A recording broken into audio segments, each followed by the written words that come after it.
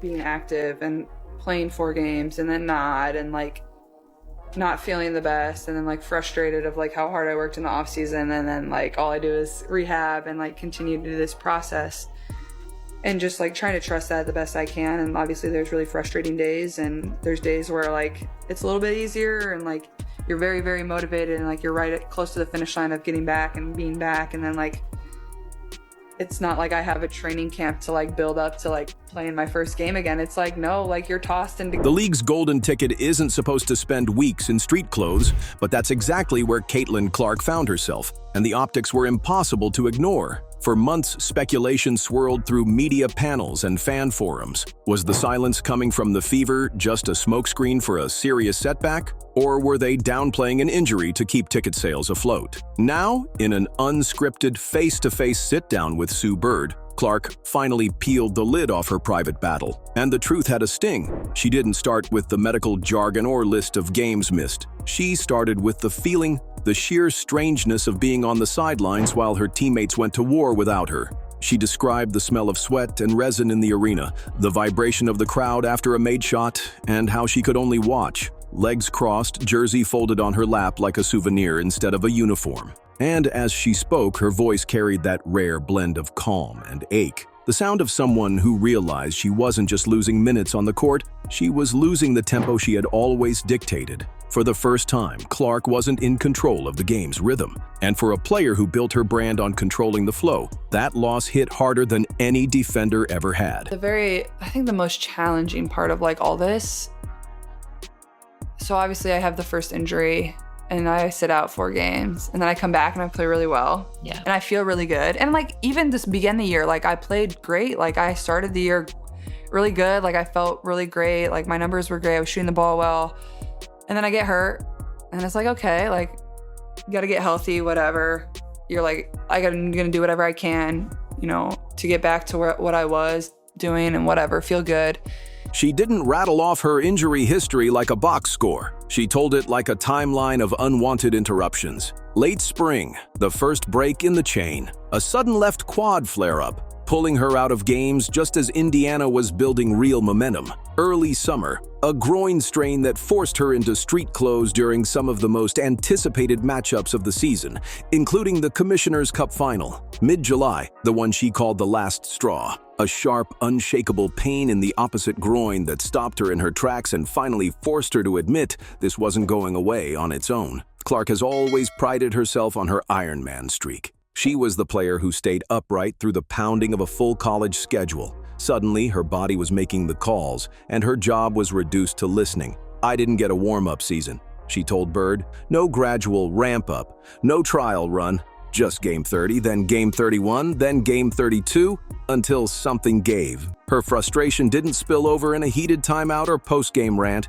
It came in the quiet, at home, when her phone lit up with a message from her mom. "You've carried everyone else long enough. Now you carry yourself." It was the kind of line that didn't need follow-up. She read it once, set the phone down, and just sat there, realizing this wasn't about missing games anymore. It was about survival. Viewership and ticket sales are like up across the WNBA, and then and they're also, when you don't play, there's a dip, like a substantial dip. So how does it impact your patience? You know what I mean? Like you're coming back from this injury and you know this, everybody knows this, that when you play that changes. Yeah. I guess the better question is, how are you managing it so it doesn't impact your patience? That late-night message became the pivot point, the moment she stopped chasing the calendar and started thinking about the next 5 years instead of the next 5 games. Up until then, her approach had been mechanical. Get cleared, get back, repeat. But now, she started looking at the bigger picture, how much her body could take and what it would cost if she ignored the warning signs. And the numbers told a story no motivational speech could spin. With Clark in uniform, Indiana's offense looked like a living organism. Fast-moving, shape-shifting, forcing defenses to cover every inch of the floor. Without her, the system slowed to a crawl. Spacing collapsed. Ball movement lagged. The Fever's record with her, a promising push above .500. Without her, dead even. Off the court, the impact was just as visible. Ticket sales flattened. National TV games without her drew visibly smaller audiences. Even rival coaches admitted the energy in the building dipped when her name wasn't in the starting lineup. As Clark told Bird, "You learn fast that the game doesn't just miss you, it changes without you." Her time on the sideline gave her something she hadn't expected, a deep, unshakable respect for the teammates who had been fighting through pain long before she arrived, and a sharper eye for the league's failure to protect its most marketable talent. Because if the player every camera chases isn't safe from the grind, who is? Early on, with the first couple injuries, I was like, oh, like I need to get back. But I think like my mom texted me like after this last injury, and like they know how hard it's been on me, but my mom was like, you know, you've taken so much time for everybody else, like you have to take time for yourself now. So just trying to do that the best I can too. There's a saying in sports, some players change the scoreboard, others change the broadcast schedule. Clark was doing both until the injuries hit. One night in May told the whole story. The Fever's showdown with Chicago drew 2.5 million viewers, the kind of number that makes networks rewrite their programming notes. But take her out of the equation and those viewership spikes flattened fast. Games without her, ratings slid by nearly 1 million. In the arena, the ripple was just as clear. Whole sections of fans who came in Clark jerseys were suddenly empty seats or resales online. Meanwhile, Indiana's roster was shrinking in more ways than one. Injuries piled up like bad weather reports. At one point, the team had just 9 players suited up, forcing unfamiliar rotations and overextended minutes. League hardship rules, the ones meant to protect rosters in emergencies, suddenly looked like handcuffs, leaving the Fever to juggle tired legs against hungry playoff contenders. For Clark, sitting on the bench watching the offense grind to a halt was an education she never asked for. She noticed how predictable the plays became without her initiating them, how defenders could collapse on one side and shut the whole thing down. It wasn't arrogance, Mernar. It was the reality of a system built around her, and it left her wondering, was the league truly built to withstand losing its most important piece? Or was everyone just gambling she'd always be on the floor? So I think that's been like the hardest part, is just been like the stop and go of everything. Like, and also like with the type of injuries that I've dealt with, like there's no real,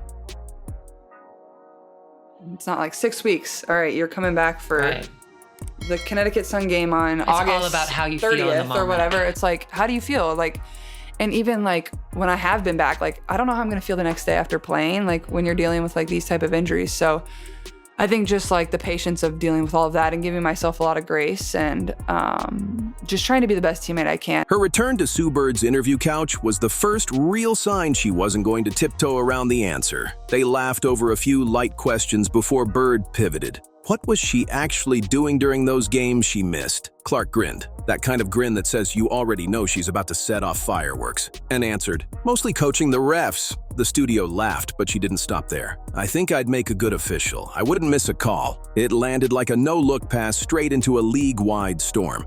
To most players, that line would have been brushed off as harmless banter.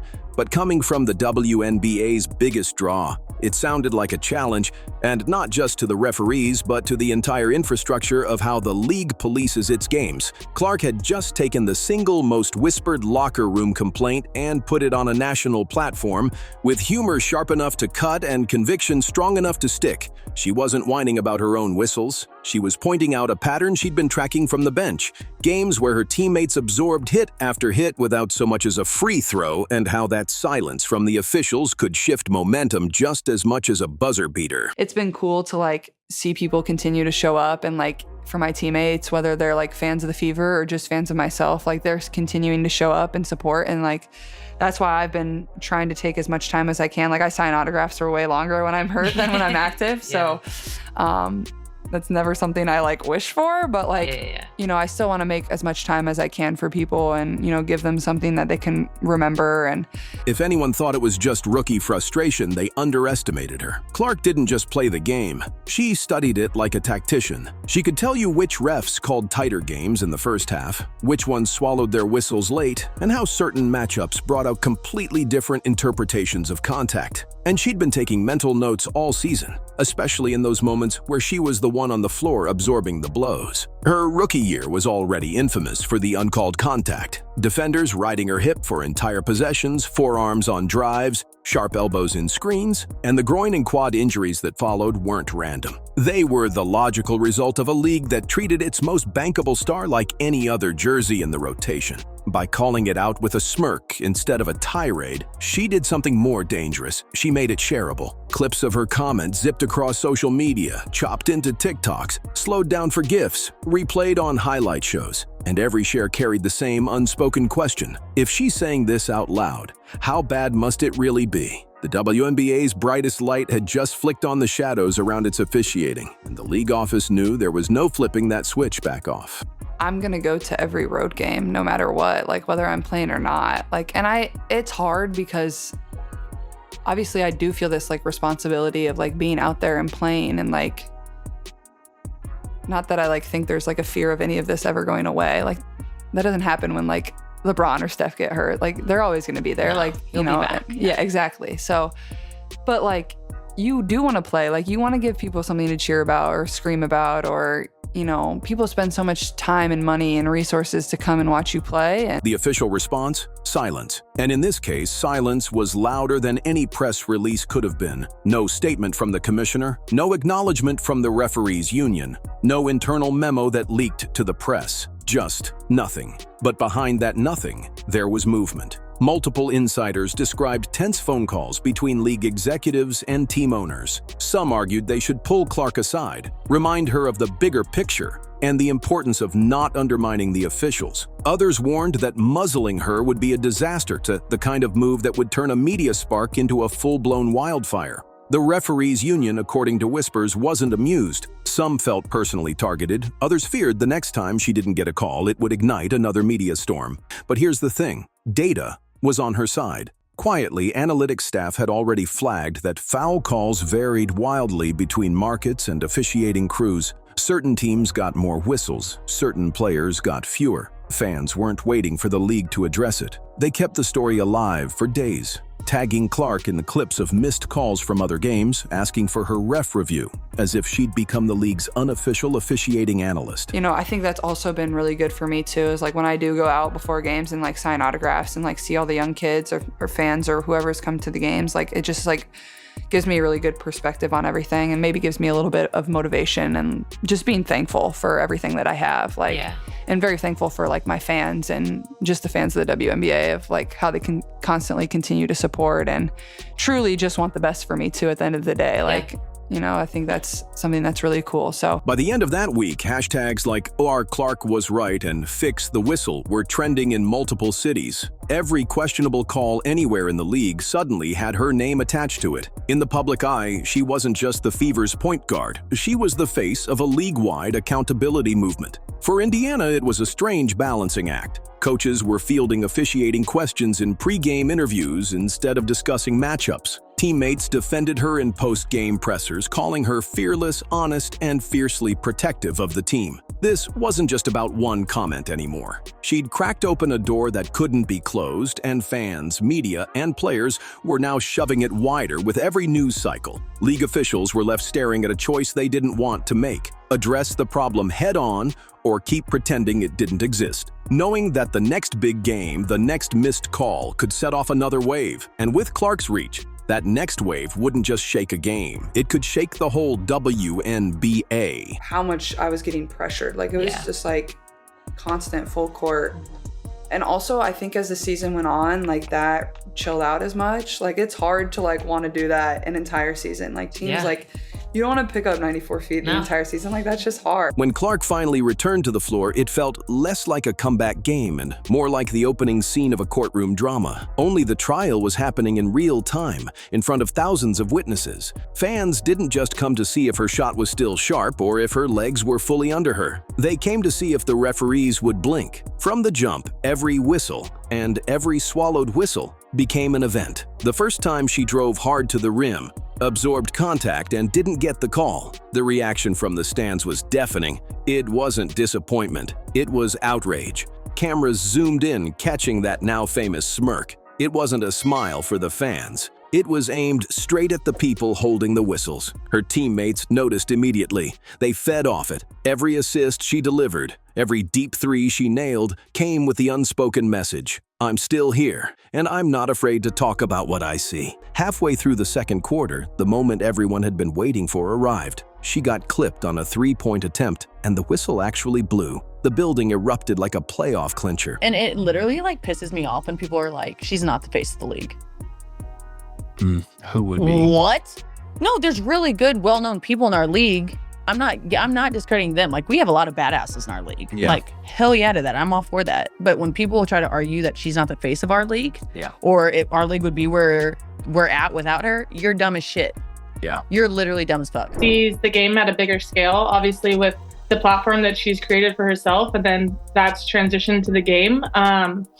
It's huge. And I think for me, especially as a point guard and as someone that's delivering a lot of the passes that lead to shots, if I miss, she's definitely going to say, you got the next one. I can count on her for keeping me confident and positive. As she walked to the line, she glanced toward the baseline referee, gave a slow, deliberate nod, and said something under her breath. Social media detectives got to work before she even took her first free throw. Slow-motion clips hit Twitter and TikTok within minutes, with captions ranging from "power move" to "she runs the league now." By the end of the night, her stat line was ridiculous, flirting with a triple-double while leading Indiana to a crucial win. But the game itself felt secondary. This was about control, about who set the tone in a WNBA arena, the officials with the whistles or the league's most marketable star who had just proven she could put them on the defensive. The next morning, sports talk shows opened with freeze frames of her nod, debating whether she had just gained new respect from the refs or if they were determined to prove they couldn't be swayed. Some said the night showed she'd won the battle.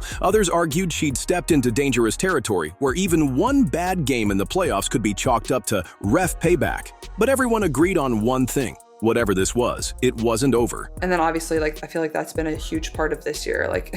It's just been so challenging, being active and playing 4 games and then not, and not feeling the best, and then frustrated of how hard I worked in the off season, and then all I do is rehab and continue to do this process.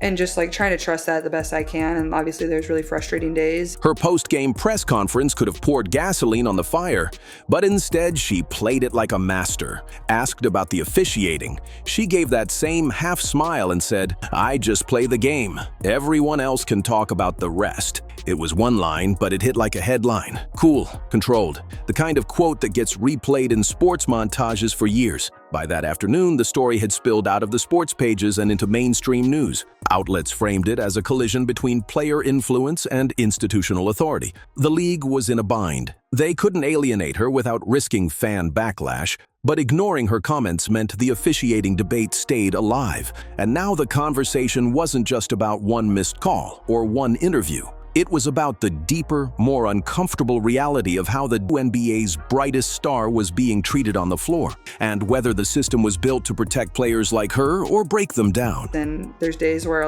it's a little bit easier and you're very, very motivated and you're close to the finish line of getting back and being back, and then it's not I have a training camp to build up to playing my first game again. It's no, you're tossed into game 30.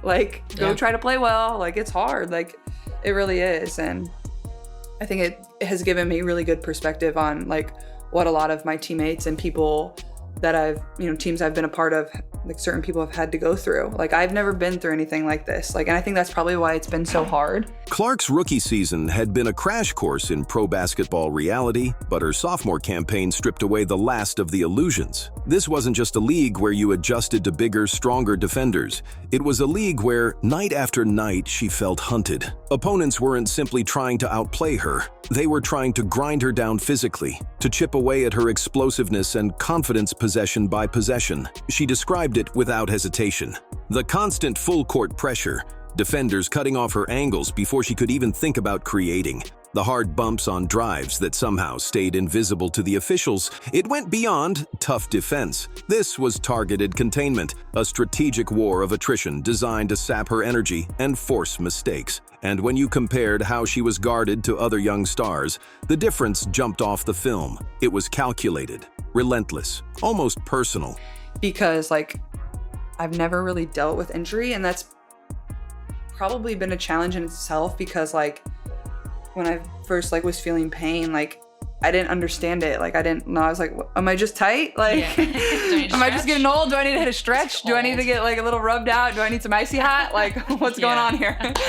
So I think it's been a balance of like understanding my body. And I know like, you know, whether it's this year, whether it's next year, and even throughout my career, I'm going to be very thankful for this moment. Part of it came down to her unique threat profile. Few players in the league could bury you from 30 feet one possession and thread a no-look pass through traffic the next. That combination made her a nightmare to guard. And for some teams, the solution wasn't to match skill with skill, but to attack the body until the mind followed. She admitted the physical toll shocked her. She'd been bruised before. Iowa wasn't a walk in the park, but this was different. The pounding was sustained, strategic, and it came from multiple defenders rotating to keep the pressure fresh. And the injuries told the story. Quad strain, groin pulls, then a repeat on the opposite side. Each one robbed her of rhythm and forced her into stop-and-start recoveries. It begged an uncomfortable question. Was this just the nature of the WNBA's physical game, or was there an unspoken plan to push the league's most valuable ticket seller to the breaking point? Speaking of Caitlin Clark, fans over the last 24 hours started losing their mind when they saw that the WNBA had Caitlin Clark listed as a game-time decision for tomorrow's game against the Dallas Wings. However, after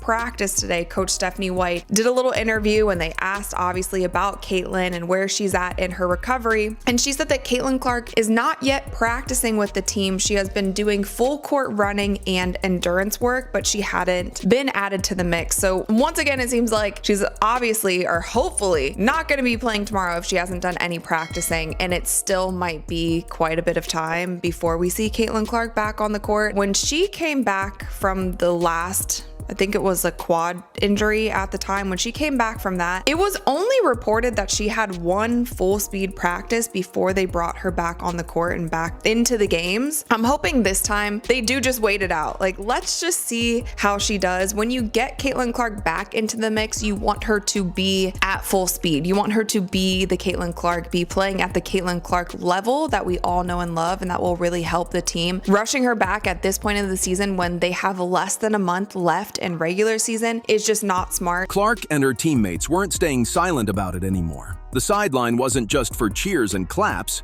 It became a running commentary on calls and no calls, with Clark herself often voicing the questions fans were shouting from the stands. And when she spoke, the league couldn't dismiss it as rookie frustration. The hits she'd absorbed were nothing like the welcome to the league bumps of the past. They were sustained campaigns of contact that left even veterans shaking their heads. Her willingness to speak out wasn't just about her own body, it was about the broader message. If the WNBA's most bankable star could be hacked, trapped, and driven into injury cycles without protection, what did that say about the league's priorities? In choosing to make her frustrations public, she wasn't just defending her career. She was setting a new standard for player advocacy, one that the league couldn't bury under press releases. And while she recovered, the Fever fought to keep the playoff door open. Boston pounded the glass. Mitchell kept hitting clutch shots. Hull filled every gap. And Cunningham brought the grit. That resilience made one thing clear. When Clark came back, Indiana wouldn't just be dangerous. They'd be armed and ready for war.